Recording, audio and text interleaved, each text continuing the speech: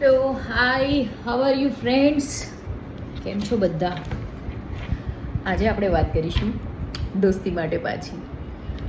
મઝહબ નહીં સિખાતા, આપસ મેં બેર રખના. તો એવો જ એક કિસ્સો દોસ્તીનો હું લઈને આવી છું.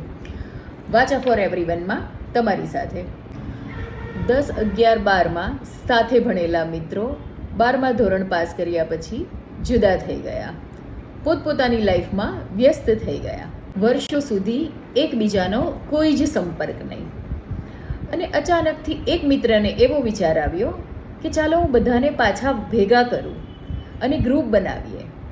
તો એ મિત્રએ 2 મહિનામાં પોતાના બધા જ જૂના મિત્રોના નંબર કલેક્ટ કર્યા અને એક ગ્રુપ બનાવ્યું.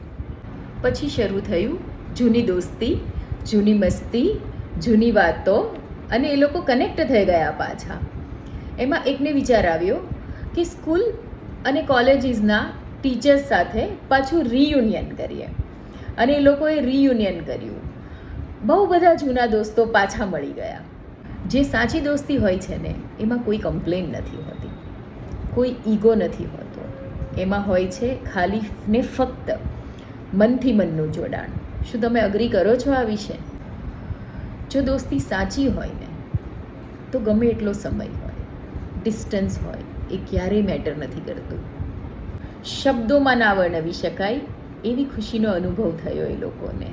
ક્યારેક કેવું હોય ખબર, આપણને આપણા મિત્રોથી ખૂબ જ કમ્પ્લેન હોય છે, પણ જેને દોસ્તી નિભાવવી હોય ને, એ ગમે ત્યાંથી કોન્ટેક્ટ કરીને નિભાવી જ લે છે.